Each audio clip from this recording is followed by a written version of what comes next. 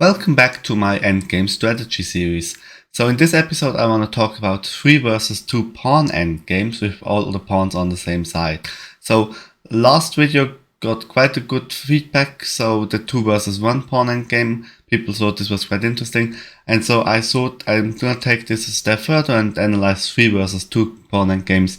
This position is of course winning for white, and I'm gonna show you how to convert this into a win.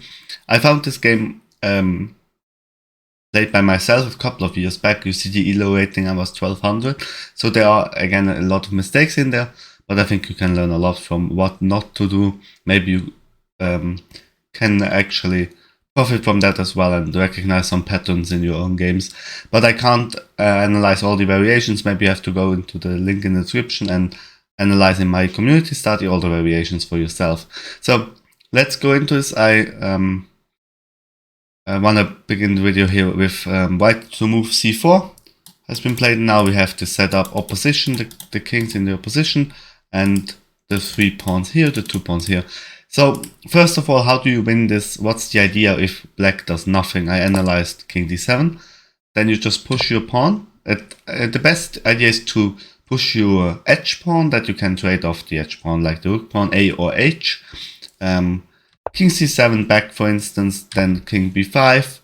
At some point, baiting a6, which has to be played. Quick reminder: don't play b5 here. A move that I quickly analyzed. It trades. Black can now trade off with b6, ab6, and ab6 into a 1 versus 2 pawn endgame that we have already taken a look at in the last video. And he has the opposition now, and you can't make progress in this situation. If you ever push, he's gonna trade off your pawn and go back and protect the queening square, and black is perfectly fine drawing this game here. So don't let your opponent create a position where he can check your king and trade off one of your pawns. So always be careful here. Instead, you move your king over here to activate, and now you can maybe push because now everything is on this square.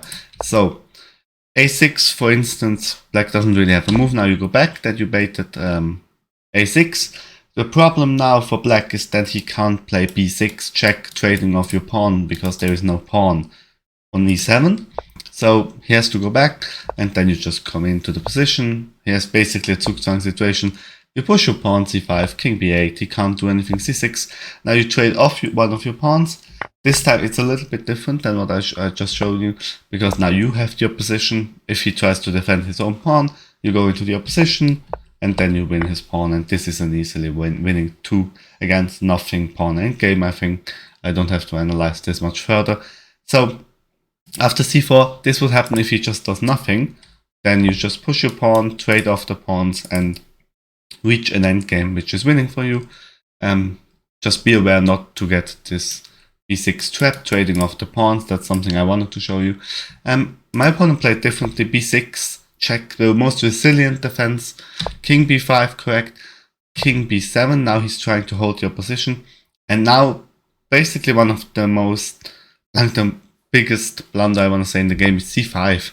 So why is this a blunder? Because you always have to try to trade off your a and h pawns and not something in the center. So c5 is drawing now in this position. The correct approach would have been a5, trading off the edge pawn.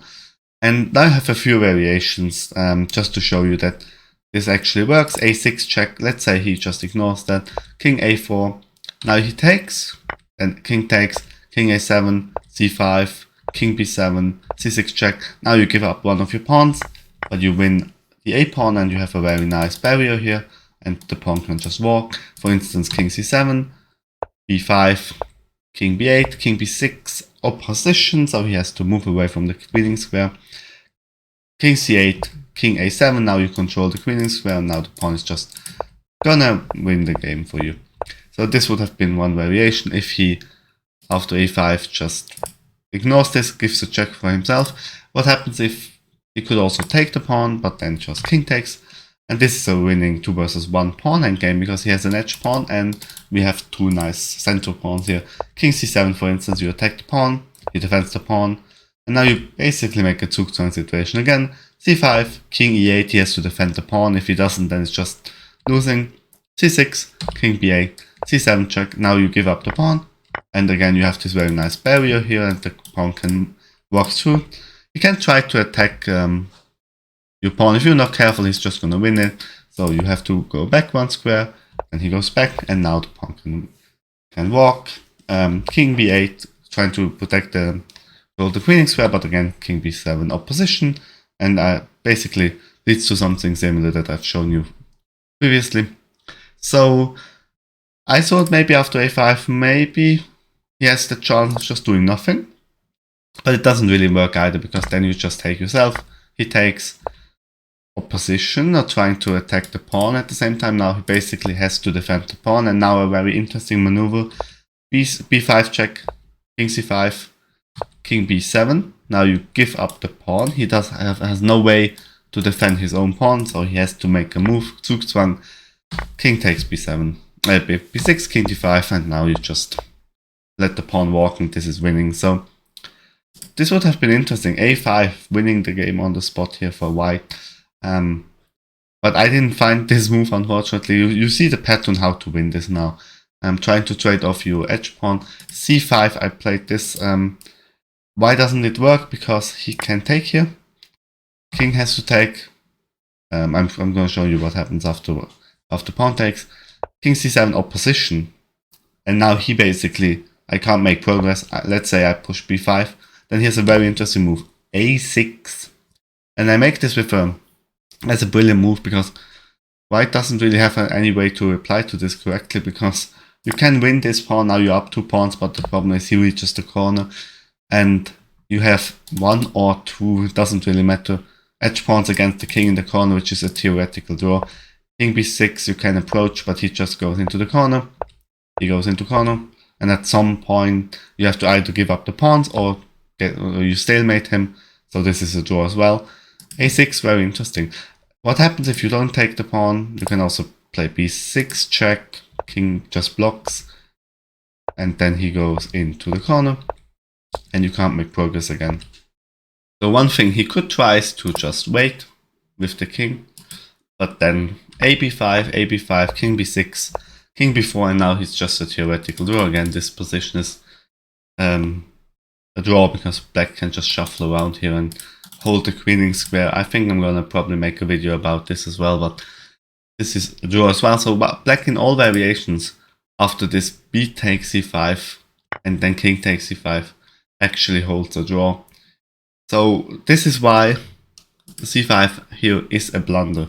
He can just take and then hold the draw, as I've just shown you. He also blundered. He plays a6 check, which now loses the game again. Pawn endgames are very tricky.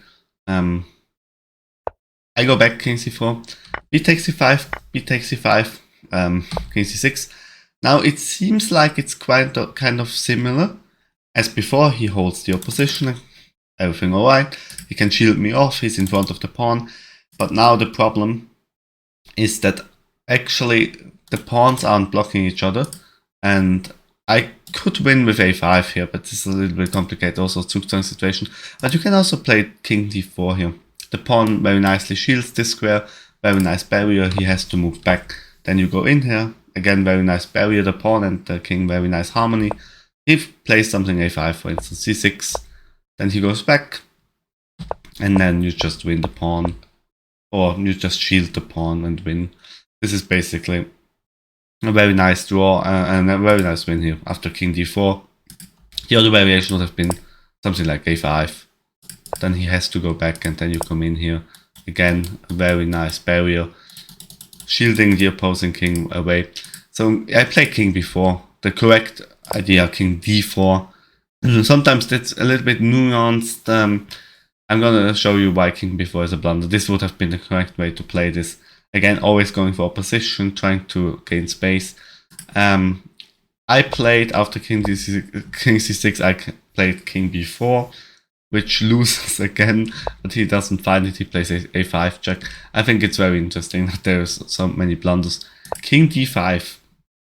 Now he just makes an opposition for me, so I can't really, if I have to defend, I can't defend the pawn now. So basically, I have to play king a5. he takes the pawn, I take the pawn, king c6, and this is a draw. I'm not gonna analyze this further. We're gonna see this in a second. He reaches a very similar position. So after a5, I took the pawn, which is also a blunder. As I said, king d5 is the correct way for him to approach this. He didn't find this, he played a5. I would be back in the game if I just went back again, opposition, force him back and then go in here with the 2 pawns. I think this is always, you have to be careful, not greedy, don't take the pawns, just play it safe, opposition, force him back, and then you can always take the pawns later on if it's a suitable time. I was greedy, I took the pawn, king takes c5, and this is now a draw. Nowadays I realize why this is a draw. Back then I thought this was winning with the pawn more. My idea was that he can't reach the corner anymore. But the problem is he doesn't have to reach the corner. I was like, okay, I shield the corner so my pawn can walk, but king c6, opposition, and you start to slowly realize, I think, what's happening. King a7, king c7, he shields me. a5, and I was like, okay, he has to move away, but king c8, he basically leaves me. If you go here, then he again reaches the corner, and this is a stalemate position. So I didn't go here and push the pawn. That's what I realized, because that's going to be stalemate. I was like a6, but again he just oppositions me, and slowly but surely I'm running out of moves. King a8, king c8, now he shields me again, and now we could either repeat moves or I play a7. King c7, he shields me again into the corner, and basically he made me run out of moves, and this is a draw due to stalemate. This is what happened in the game, and so black holds a draw in this position after king a5, and here this is already drawing. Very nice resource that my opponent found here with this idea that I had not really seen. This constant opposition, shielding me to the rim of the board, and then stalemating me in the end. I hope some of the ideas were clear to you. It's a lot of analysis. Maybe you have to look at it yourself. It took a while for me to understand it as well. But the key ideas for me is in these positions. In such positions, never play b5. Don't get traded down into a or a drawing 2v1 pawn endgame if you're white. And if you're black trying to hold a draw in this position, try to trade off the pawn and get into an endgame where he's having a backwards pawn that you basically can control here.